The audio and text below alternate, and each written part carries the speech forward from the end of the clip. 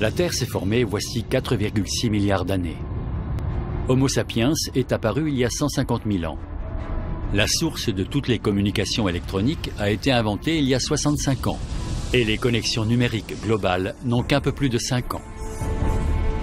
En 1873, Jules Verne imaginait un tour du monde en 80 jours. Désormais, les studios connectés 3D nous permettent de visiter virtuellement n'importe quel point du globe en quelques secondes. Aujourd'hui, 2,7 milliards de personnes communiquent en ligne et 6,8 milliards possèdent un téléphone portable au sein d'un réseau mondial à l'allure du système nerveux. Ces technologies nous ont permis de développer une seconde personnalité numérique. Nous faisons partie intégrante d'une masse de données en constante expansion et nous sommes désormais à l'aube d'une expérience sociale planétaire.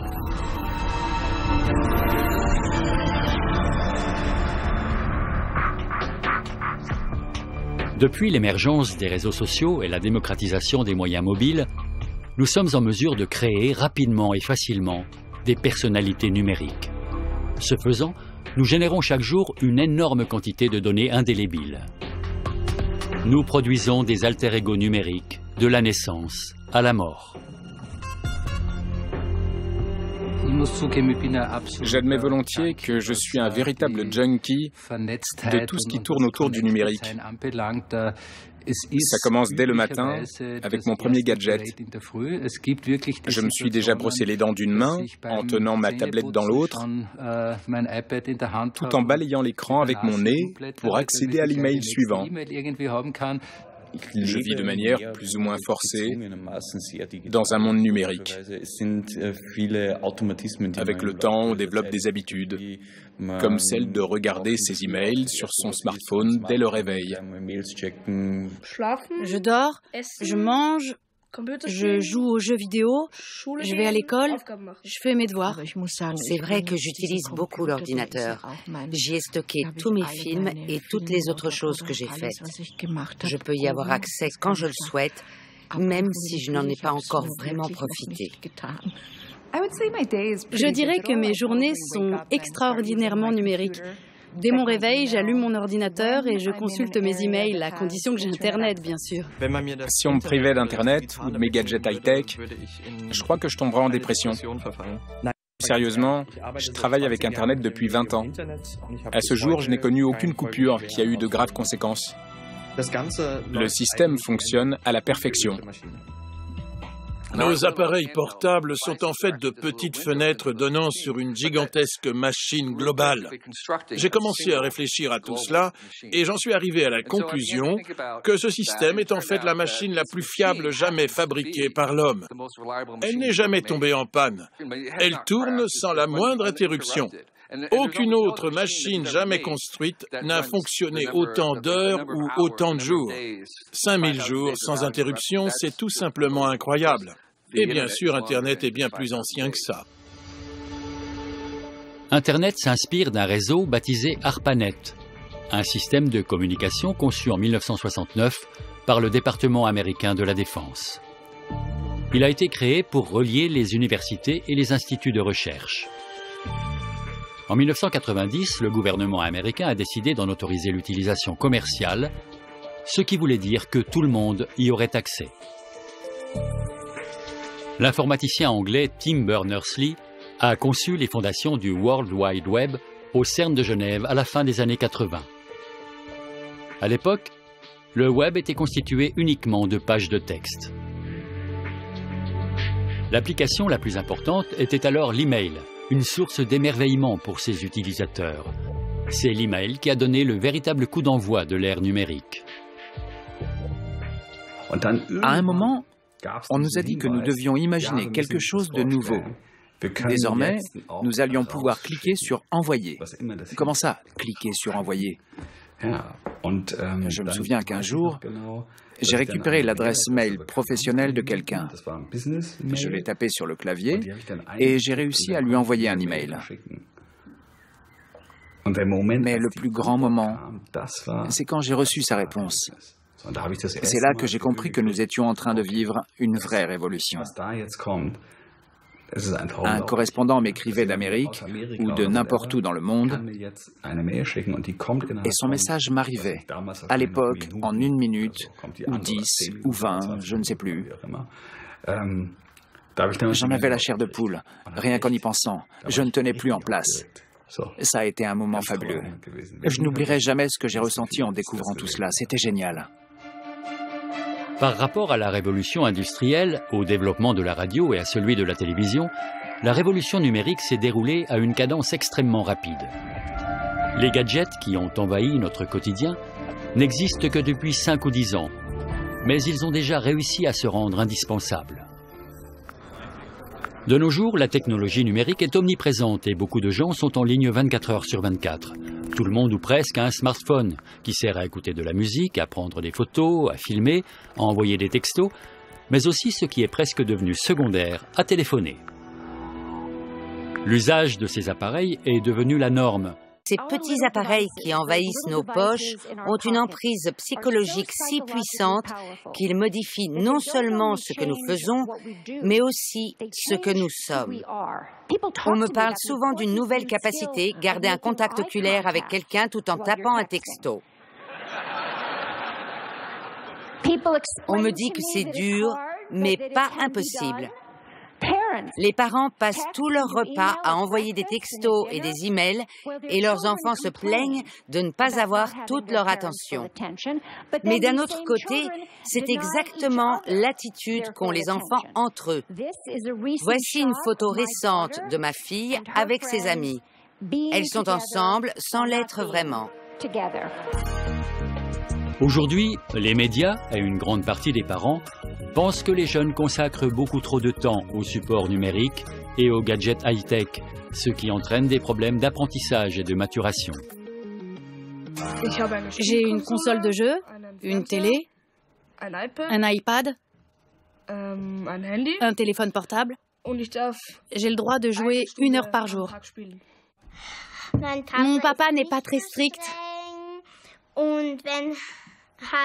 Si il ne fait pas beau ou s'il pleut, j'ai le droit de jouer autant que je veux. Avoir une tablette ou un téléphone portable, ce n'est pas si important. Ce qui compte, c'est de savoir écrire et de savoir compter. Pour moi, l'école garde un rôle fondamental d'apprentissage, quelle que soit la forme que prend cet apprentissage. J'utilise tous les outils à ma disposition. Il y a par exemple le smartboard qui permet de projeter l'écran d'ordinateur sur le mur, qui offre de vraies possibilités interactives avec les élèves et qui remplace le tableau noir et la craie. Nous cherchons des choses ensemble sur Google et nous trouvons des informations.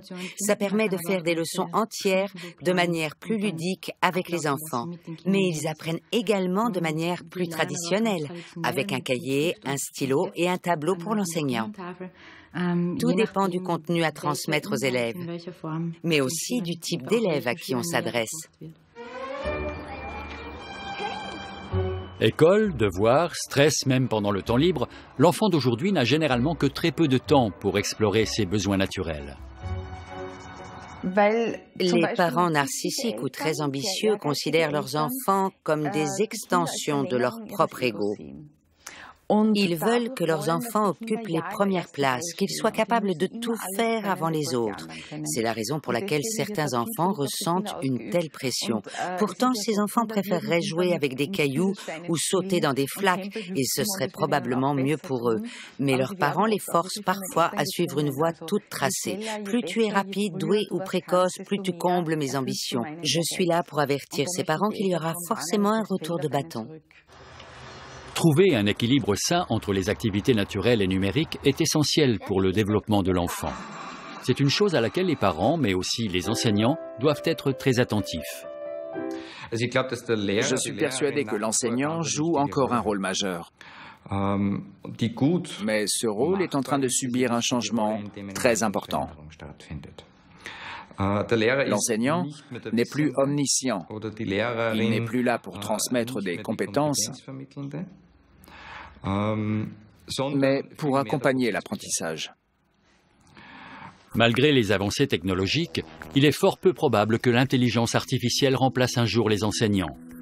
L'apprentissage social nécessite des interactions et un acquis d'expérience naturelle. Cette petite marionnette nous aide à aborder énormément de questions. Par le biais du dialogue et du jeu, la marionnette suggère des solutions aux problèmes des enfants ou les aide à s'orienter dans la bonne voie. De données et des réseaux de télécommunications nous poussent à mettre de plus en plus l'accent sur les compétences numériques. Partout dans le monde, des lycéens et des étudiants sont capables de développer des projets de très grande qualité avant même d'avoir posé un pied dans le monde du travail. Certains de ces projets sont parfois vendus à l'international.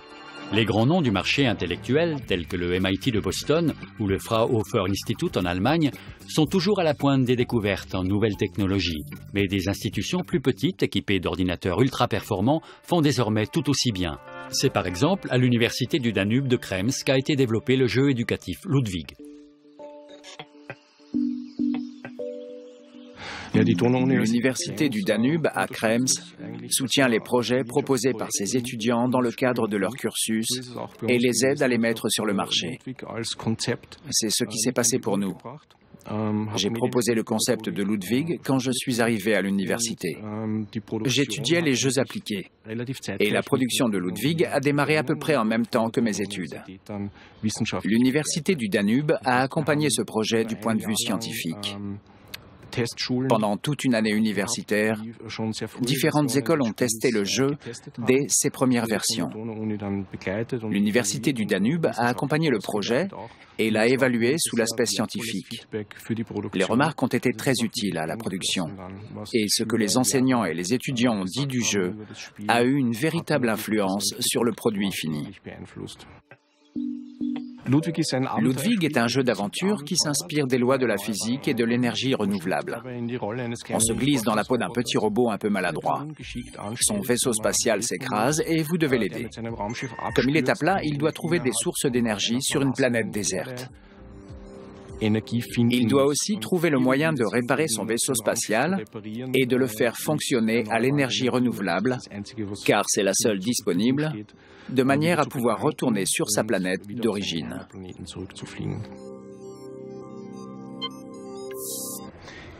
Nous sommes en plein développement de notre nouveau jeu, baptisé Émile. Il est destiné aux enfants qui souffrent de perte de mémoire. Alors que ce jeu n'en était encore qu'à ses premières phases de développement, la Fondation Clinton a accepté de financer le projet qui a beaucoup fait parler de lui à l'occasion de conférences internationales sur l'éducation. Il a récemment été présenté lors d'une conférence Games for Health à Utrecht avant un lancement mondial à Boston. Games for Health connaît un énorme succès aux États-Unis. Madame Clinton soutient personnellement les initiatives et beaucoup de jeux comme le nôtre sont en cours de développement aux États-Unis. Si l'équilibre naturel entre enseignants, parents et amis ne se développe pas correctement au cours de l'enfance, un adolescent pourra chercher seul à combler ses besoins de distraction et de communication sur Internet. Lorsque ces activités se font hors de la surveillance parentale, elles peuvent générer des incidents. Ces dernières années, le harcèlement en ligne a explosé sur toute la planète, avec parfois des conséquences mortelles. Les médias se font de plus en plus souvent l'écho de suicides d'adolescents victimes de harcèlement en ligne. Dans un cas extrême, un adolescent s'est même servi d'Internet pour engager un jeune de son âge dans le but de tuer quelqu'un. Mais tenir un discours public négatif sur Internet n'a que peu d'effet, car au final, nous forgeons Internet à notre image et sommes maîtres de nos propres décisions. Il n'en reste pas moins que les problèmes comportementaux sont de plus en plus courants chez les jeunes. Depuis l'avènement d'Internet, les possibilités à disposition des harceleurs ont littéralement explosé. Internet permet de toucher un public plus large. Par le passé, certains enfants étaient eux aussi exclus de groupes sociaux, principalement à l'école, mais la rumeur se propageait uniquement par le bouche à oreille. Aujourd'hui, ce phénomène se passe à bien plus grande échelle. On peut informer toute son école avec un simple email ou avec une photo sur Facebook. C'est de plus en plus facile. Le pouvoir proverbial de l'image s'applique également au Web 2.0. Une photo ou une vidéo sont bien plus parlantes que des mots et révèlent énormément de choses en un seul coup d'œil. Généralement, il n'est besoin que d'une courte description. Une image surmonte toutes les barrières linguistiques et éveille immédiatement l'émotion. Il est très facile de poster une photo ou une vidéo sur Internet pour attirer l'attention. Mais dans le même temps, on en perd le contrôle. On peut tout aussi facilement poster les photos et les vidéos d'autres personnes pour les publier sur un autre site Internet. Désormais, on enseigne aux jeunes cette responsabilité personnelle capitale au sein des cours d'informatique, au lycée ou à l'université, pour les préparer en vue de leur future carrière et de leur vie d'adulte, dans laquelle le numérique prendra une place toujours plus importante. La technologie numérique atteint aujourd'hui un niveau très élevé. Elle fait désormais partie de notre quotidien. Les étudiants qui arrivent à l'université ont de grosses capacités numériques, si l'on peut dire. Mais en même temps, ils s'intéressent aussi beaucoup plus aux aspects analogiques, c'est-à-dire naturels, de leur environnement que les générations précédentes. Ils s'intéressent également beaucoup à la création d'art analogique et ils lisent toujours des livres. J'ai vraiment besoin d'appareils technologiques dans le cadre de mon travail. Mais j'essaie aussi de trouver l'équilibre avec le monde non numérique. J'aime beaucoup travailler sur la technologie et j'essaie de ne pas passer trop de temps sur mon ordinateur. Je commence par faire mes croquis à la main. Et l'ordinateur ne me sert généralement qu'à corriger les détails. Mais personnellement, je n'imagine pas ma vie sans un ordinateur. Ils font partie de ma vie, je ne peux pas le nier.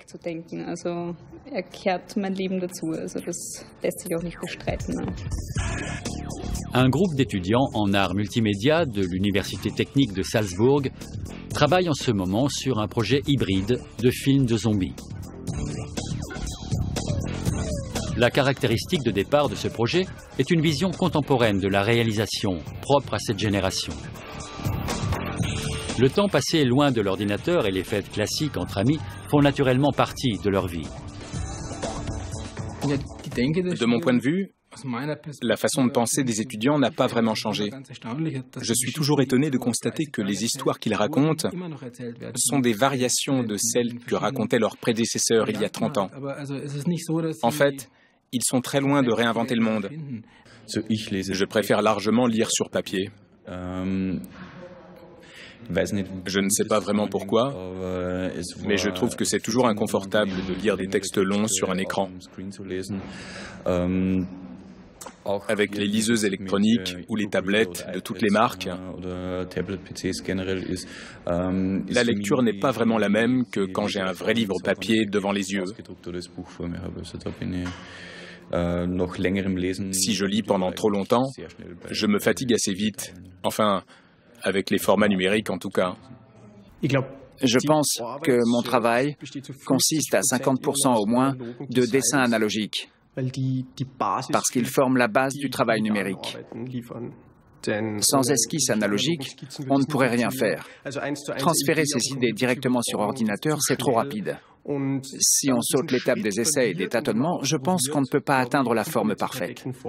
En fait, l'ordinateur ne joue vraiment son rôle que lorsque les dessins préliminaires sont bien faits.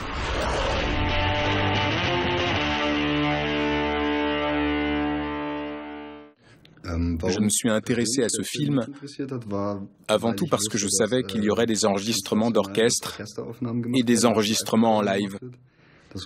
Pour moi, c'était très important. En plus, il s'agit d'un film sur les zombies et je suis un très grand fan de zombies. Au sein des étudiants, la coexistence naturelle entre l'homme et la machine est maintenue 24 heures sur 24 grâce aux appareils numériques, que ce soit à l'université ou dans les logements du campus. L'utilisation d'un ordinateur ne facilite pas forcément la concrétisation de la créativité émotionnelle humaine, mais il permet d'accélérer le processus et agrandit le champ de possibilités. Cette génération ne pourrait pas imaginer une vie déconnectée. Il n'y a pas de bouton pour déconnecter le monde numérique chez moi. Je sais que ça a l'air navrant, mais je passe la plupart de mon temps en ligne. Je reçois directement mes messages sur mon téléphone qui m'avertit dès que quelqu'un m'écrit. On a tous des petits moments vides dans la journée où on ne sait pas quoi faire pendant 1 minute ou 2 parce qu'on attend quelqu'un ou qu'on est à l'arrêt de bus. Ces moments de vide arrivent tout le temps. Mon premier réflexe, c'est de sortir mon téléphone, d'aller sur ma page Facebook, de vérifier mes emails, parce que d'une certaine manière, on a peur de manquer une occasion de se connecter aux autres. D'un point de vue technologique, la révolution numérique est terminée et elle a connu un grand succès. C'est maintenant que débute la partie la plus intéressante. Nous devons digérer cette nouveauté, culturellement parlant. Nous nous sommes gorgés de numérique et nous devons maintenant équilibrer notre métabolisme. Certaines choses seront éliminées et nous allons apprendre à ne conserver que les aspects les plus substantiels, les plus nourrissants, pour reprendre cette image. J'ai une vision très positive de tout ce processus. Dans mon entourage, je connais beaucoup de gens qui commencent à peine à apprendre comment gérer tout cela. Gerfried Stocker, directeur de l'Ars Electronica Center de Linz, est ce qu'on appelle un immigrant du numérique. Artiste média, musicien et ingénieur en communication, il appartient à la génération qui a vécu la transformation de l'analogique au numérique. Son penchant pour le numérique est particulièrement prononcé. Ce goût personnel lui permet de naviguer avec aisance dans le flot incessant de données et d'informations et d'envisager avec curiosité et sérénité ce que nous réserve l'avenir numérique. Quand on y réfléchit, cette révolution des médias sociaux et tous les soucis qui nous hantent de nos jours à propos du contrôle des données, tout cela a en fait moins de 5 ans, le temps qu'un enfant passe à l'école primaire. Nous devons accepter le fait que notre société est partie prenante de l'une des plus grandes expériences de masse de tous les temps. Je pense que l'être humain dispose d'une vaste gamme de stratégies pour réagir à tous les scénarios potentiels. Par exemple, si une nouveauté absolument merveilleuse devient disponible, nous l'accueillons à bras ouverts et nous ne commençons à réfléchir à ses implications qu'une fois pleinement engagés. Mais lorsque le processus de réflexion est lancé, nous découvrons toujours d'innombrables occasions de corriger et d'améliorer les choses. Pour moi, nous vivons vraiment une période exaltante de notre histoire. Je pense que nous avons encore beaucoup de choses à apprendre, en particulier en ce qui concerne la responsabilisation. Il existe un terme désuet pour qualifier cela, la culture des médias. Ce terme est peut-être encore plus important aujourd'hui qu'il ne l'était il y a 20 ans, où, en Allemagne par exemple, il n'y avait encore qu'une seule chaîne gratuite. De nos jours, je pense que la culture des médias est capitale pour la jeune génération, qui doit apprendre comment utiliser cette nouvelle technologie à bon escient. C'est une chose qui devrait être enseignée à l'école.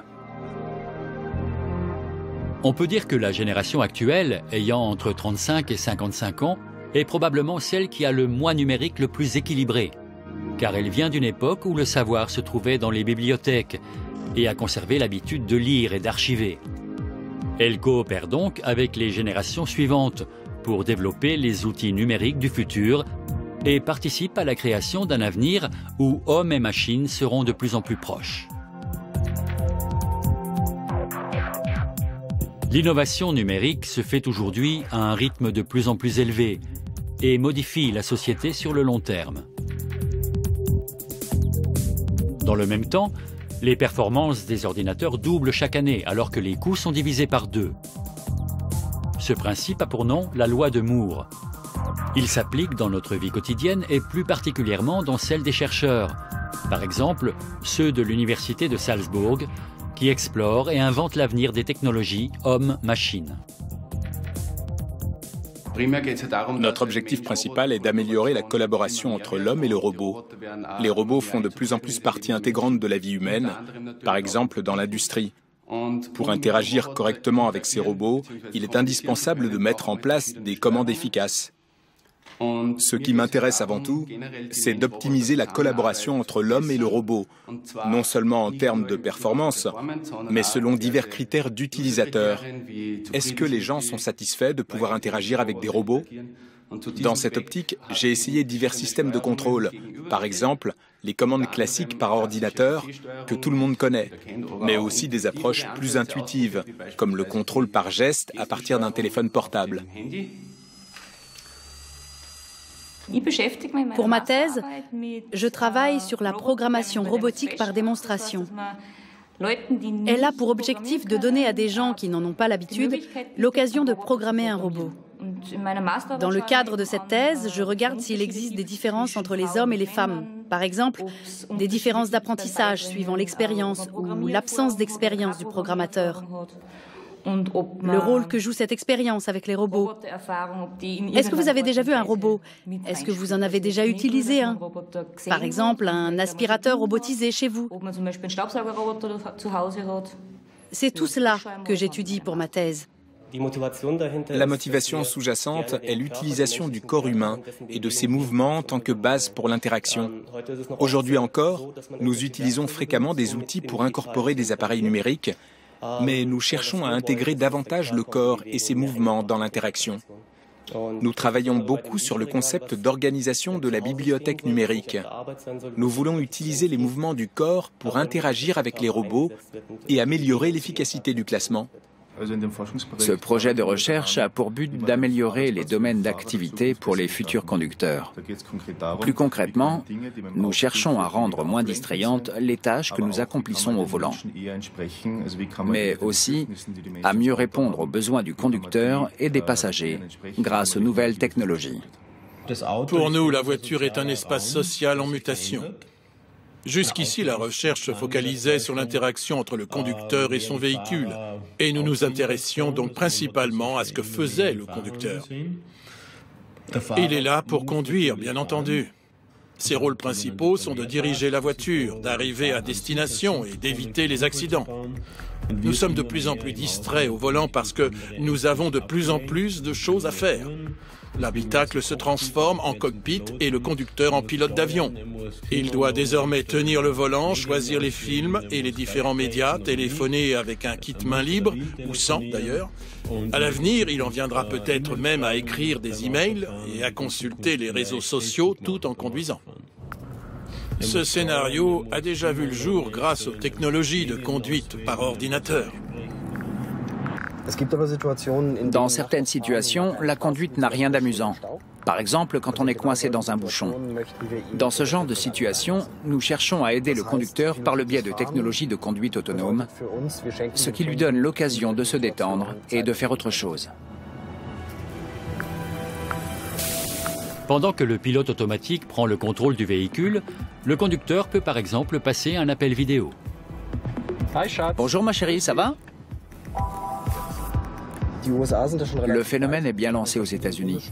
La légalisation de la conduite autonome est en cours dans plusieurs États. En Allemagne, l'Association des acteurs de l'industrie automobile a monté un groupe de travail pour réfléchir aux changements législatifs que cela nécessitera.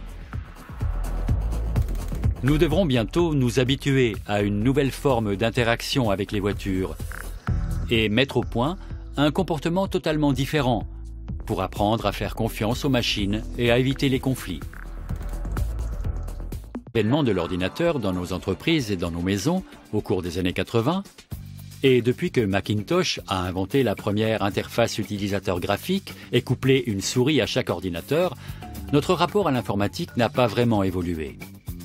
Physiquement parlant, tout du moins, l'interaction ne se fait toujours qu'avec le clavier, l'écran et la souris. Mais à la même époque, dans les années 80, John Underkoffler travaillait déjà sur des formes d'interaction homme-machine plus intelligentes au sein du laboratoire média du MIT. Aujourd'hui, ces découvertes sont petit à petit appliquées au domaine numérique. Mon travail a attiré l'attention d'Alex McDowell, l'un des plus grands chefs décorateurs au monde. Il travaillait alors sur un obscur petit projet indépendant baptisé Minority Report pour Steven Spielberg. Il nous a invités à collaborer avec lui pour la conception des interfaces qui devaient apparaître dans le film. Ce qui m'a plu par-dessus tout, c'est qu'Alex était si obnubilé par son envie de vraisemblance qu'il nous a laissé mener notre travail comme s'il s'agissait d'un véritable projet de recherche. Pour notre plus grande fierté, le résultat s'est avéré inoubliable. Quand on parle des futures interfaces utilisateurs, on évoque très souvent ces séquences de Minority Report. D'Hollywood au monde réel, voici un système logistique, un échantillon du projet sur lequel nous travaillons actuellement. Il contient beaucoup d'éléments. Il est capital de combiner les données tabulaires traditionnelles avec des informations tridimensionnelles et géospatiales. Voici un endroit que vous connaissez tous. Je reviens un instant sur mon tableau, je sélectionne quelques données, je fais ressortir ces graphiques. Comme ça, je peux revenir là-dessus et regarder de plus près. Une grande partie de cette technologie repose principalement sur une combinaison de concepts.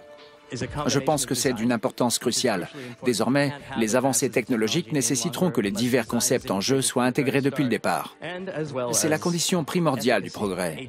Nous sommes des êtres humains, des créatures créatrices, et nous devons tout faire pour que nos machines nous aident dans cette tâche et pour qu'elles soient construites dans ce but. Aux quatre coins du monde, des ingénieurs cherchent à créer des interfaces homme-machine faciles d'emploi. Il est de notre responsabilité de trouver le meilleur équilibre possible entre notre vie réelle et notre existence numérique. Cela concerne plus particulièrement les personnes de plus de 80 ans qui ont grandi avant l'ère des technologies de la communication. La radio et le téléphone existaient déjà, mais pour cette génération, le contact personnel a toujours plus d'importance que n'importe quelle technologie numérique. Quand j'ai eu mon téléphone portable, j'ai arrêté mon abonnement fixe. Le plus drôle, c'est que quand il a sonné pour la première fois, personne n'a décroché. Tout le monde s'est figé de peur. C'était très surprenant, mais on a fini par s'habituer à la sonnerie. Maintenant, j'ai une connexion Internet et nous avons la possibilité de nous voir sur l'ordinateur. Je dois avouer qu'on ne le fait pas souvent. Ça ne nous plaît pas vraiment. Mais cette connexion qu'on peut avoir tous les jours rend les choses un peu trop faciles. On ne fait plus le café, on ne s'assoit plus ensemble comme on le faisait auparavant. On s'installait autour de la table, on discutait, on s'amusait, on riait. Ce sont des choses que je ne fais plus et je le regrette. Mais j'imagine que les ordinateurs offrent une autre sorte de communication, n'est-ce pas? À l'âge de 73 ans, le Viennois Kurt Yershim a eu l'occasion de présider un club informatique et d'organiser des conférences au sein de son club du troisième âge. C'est de là qu'est née une association baptisée Discussion informatique et qui compte aujourd'hui plus de 500 membres. Je leur ai dit que faire des discours ne m'intéressait pas. Je voulais discuter directement avec les gens et leur expliquer les possibilités de l'informatique en termes très simples. Le directeur a répondu que dans ce cas, ce serait une discussion informatique. Comme les enfants, les personnes âgées considèrent les appareils numériques comme des outils du quotidien. Elles les ont intégrés dans leur vie de manière très naturelle et une fois leur peur initiale domptée, elles en apprécient le côté pratique. Mais ces appareils n'ont pas pour autant modifié en profondeur leurs longues habitudes.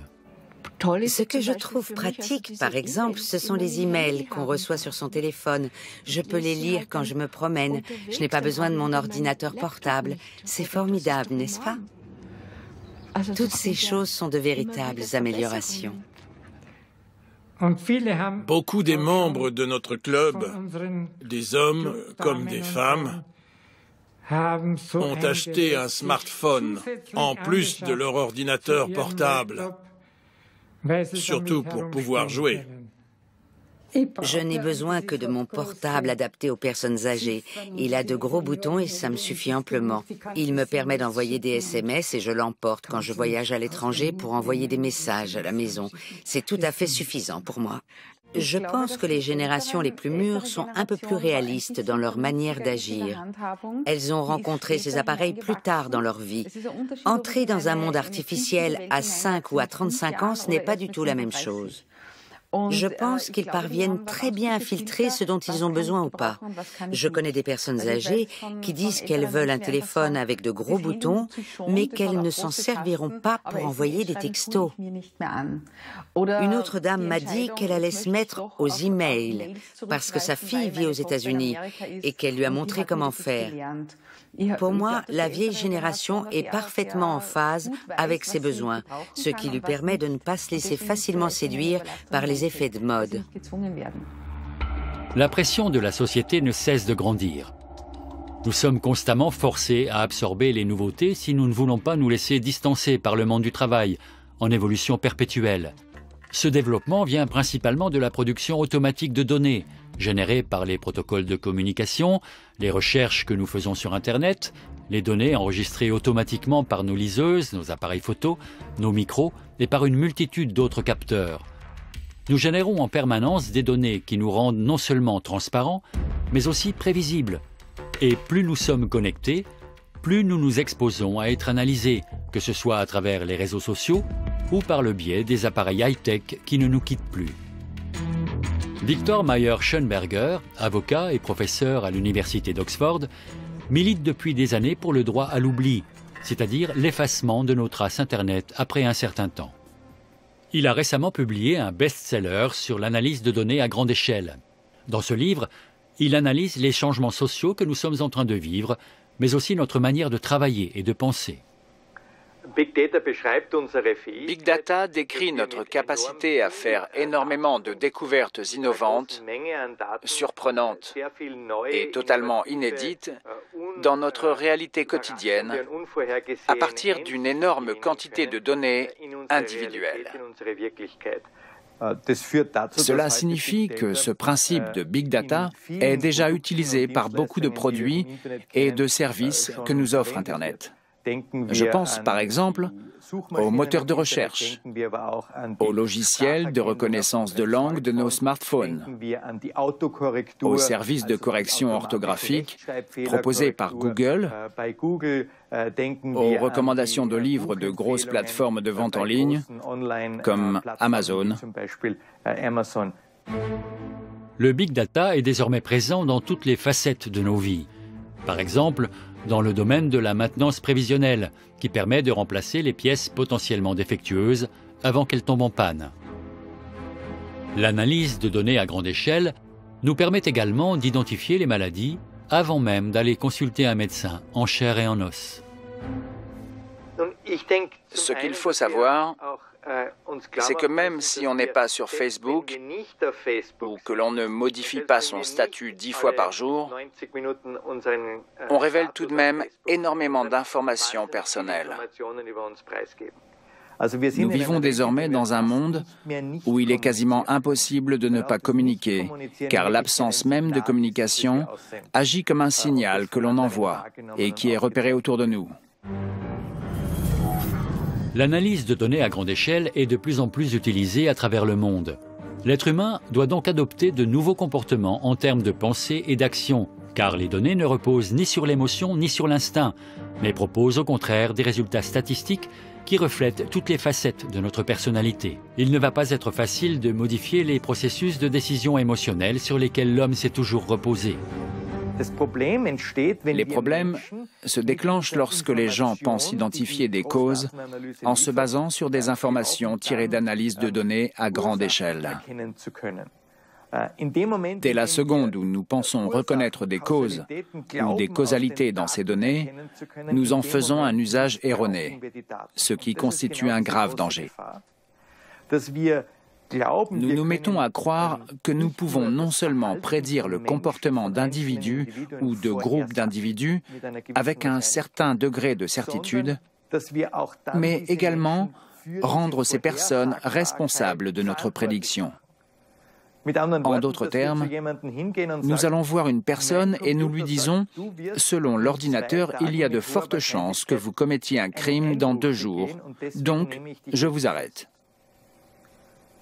C'est une forme d'analyse de données à grande échelle qui n'a rien à voir avec la causalité et la responsabilité et qui présente un risque d'abus considérable.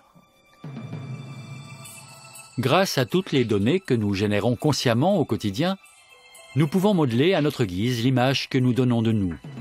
Ce n'est pas le cas dans la vie réelle, mais nous avons déjà pris l'habitude de contrôler nos paroles et nos actions numériques. De cette manière, nous nous créons, parallèlement à notre véritable identité, un alter ego numérique grâce auquel nous agissons dans ces deux univers. Les relations humaines, naturellement riches et complexes, sont depuis peu sublimées par l'apport de la technologie. Nous tournons le dos aux conversations physiques en faveur des connexions numériques. Comme ce phénomène est déjà entré dans nos habitudes, très peu de gens se rendent compte du changement qui est en train de se produire. La somme de nos tweets, de nos posts et de nos textos crée une image de nous qui ne permet pas de véritables relations sociales. Au mieux, cette image ne reflète que notre humeur.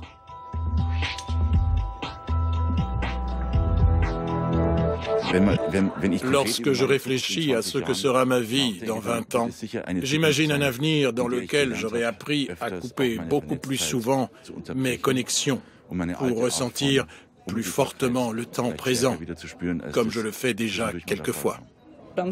Le dimanche, je passe le moins de temps possible devant mon ordinateur. J'essaie d'échapper un peu à tout cela. Sinon, on court un vrai danger de ne vivre sa vie que sous son aspect numérique. Malheureusement, ça se produit fréquemment. Si nécessaire, je peux me passer de consulter Facebook ou mon téléphone, mais je ne vois pas pourquoi je me priverais. Je ne vois pas en quoi le fait d'être toujours connecté et disponible pourrait poser problème. Dans ma vie, bien sûr, l'aspect analogique domine très largement l'aspect numérique. Toutes les cellules de mon corps clament haut et fort que je suis fait de chair et de sang et que je le serai toujours. Même quand je prends ma tablette, c'est une relation analogique. Pour moi, depuis l'invention des écrans tactiles, nous avons un rapport physique à la technologie que je trouve complètement dingue. Quoi qu'on en dise, l'homme est un animal social. Malgré des millions d'années d'évolution, l'homme est un être simple, qui n'a pas tant changé que ça. Nous recherchons les relations avec les autres, nous recherchons leur approbation, nous avons besoin de passer du temps avec nos congénères. Nos ancêtres très lointains, il y a des centaines de milliers d'années, se retrouvaient déjà en groupe autour d'un feu. Nous ne sommes pas très différents d'eux. Nous avons un peu plus de jouets à notre disposition, mais au final, pour ne citer qu'un exemple parmi d'autres, nous avons toujours besoin de partager nos expériences. C'est une chose qui nous fascine toujours autant. Il est impossible de prévoir où nous mènera le développement de cette symbiose homme-machine. Que nous considérions la révolution numérique comme une menace ou comme une chance, elle a lieu de toute façon, avec ou sans notre participation. Les données connectées que nous générons continueront de refléter qui nous sommes, même bien après notre mort. L'ère du moi numérique ne fait que commencer.